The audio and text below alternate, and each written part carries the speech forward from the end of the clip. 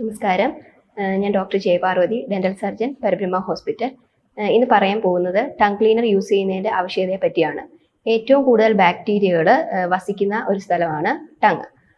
അപ്പോൾ പല്ല് ക്ലീൻ ചെയ്യുന്നതിനോടൊപ്പം തന്നെ ടങ് ക്ലീൻ ചെയ്യേണ്ട ആവശ്യകതയുണ്ട്. ഇതാണെങ്കിൽ പല്ല് കേടാവുന്നത് തടയാനും ഹാലിറ്റോസിസ് വായ്നാറ്റം ഒഴിവാക്കാനും അതുപോലെ നാക്കിലുണ്ടാകുന്ന മറ്റ് അസുഖങ്ങൾ ഒഴിവാക്കാനും സഹായിക്കുന്നു. പണ്ട് കാലത്ത് ടങ് ക്ലീനർ ആയിട്ട് യൂസ് ചെയ്യുന്നത് മരത്തിന്റെ കമ്പോ അല്ലെങ്കിൽ ഈർക്കിലോ ഒക്കെ ആയിരുന്നു.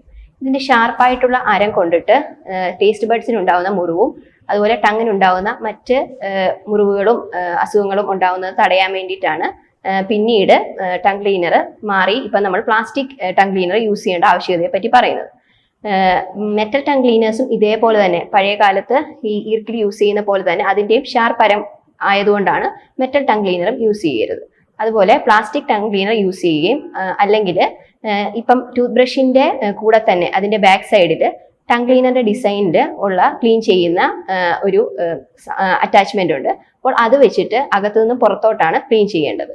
അതുമൂലം നമുക്ക് പല്ലിനുണ്ടാവുന്ന കേടും മറ്റ് അണുക്കൾ വസിക്കുന്നതും ഒക്കെ കുറയ്ക്കാനും പറ്റും. അതുപോലെ നാക്കിലും മറ്റ് രോഗങ്ങൾ ഉണ്ടാവുന്നത് തടയാനും പറ്റും. ഇതുപോലെയുള്ള ടിപ്സിന് വേണ്ടിയിട്ട് പരബ്രഹ്മ ഹോസ്പിറ്റലിലെ ഈ പേജ് ഫോളോ ചെയ്യും.